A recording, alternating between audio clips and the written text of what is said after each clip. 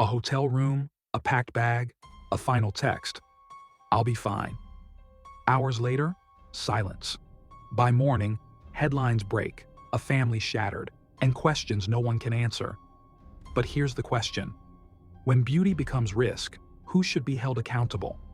Tap like so this story doesn't get buried. Subscribe, because truth only survives if you follow it.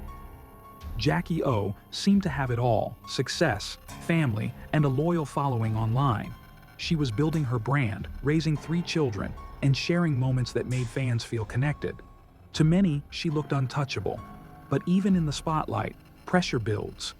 Pressure to stay relevant, to maintain an image, to live up to the expectations of millions. Cosmetic surgery has become part of that culture, presented as quick, safe, and almost routine. For many influencers, it feels less like a choice and more like a requirement to compete. But the truth is, surgery is never routine when it is your body on the line. Reports say she traveled for a procedure, one meant to enhance her appearance.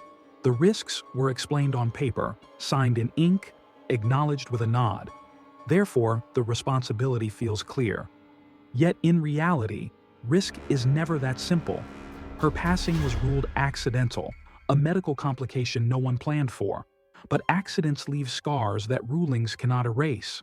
A partner was left grieving, 3 children lost their mother, and a debate erupted across the nation. Who is at fault when beauty comes with a price tag this high? Look closely, and you will see a bigger picture. The clinic offers transformation, the influencer shows results, the audience applauds, the platform amplifies, and the brands profit. Every link in the chain reinforces the next. Therefore, danger feels hidden, wrapped in glamour, until it becomes undeniable. Surgeries like this involve steps most people never see: pre-op screenings, anesthesia monitoring, blood clot risks, oxygen levels, discharge decisions. Each detail is meant to protect, but each detail also carries weight. A missed sign, a delayed response, a wrong assumption. These are the cracks where tragedy slips through. The headlines simplify it, but the truth is more complex. This was not just about one choice. It was about a system that normalizes risk while promising reward. Influence pushes procedures into the mainstream. Audiences reward the results, and the cycle repeats. But no cycle is perfect, and every now and then, the cost is devastating. Jacky O's story reminds us that influence is powerful. It can build careers, open doors, and inspire millions. But influence can also disguise danger, making what is risky feel routine and what is extraordinary feel ordinary. Behind the polished image is a reality that can be fragile, unpredictable, and unforgiving.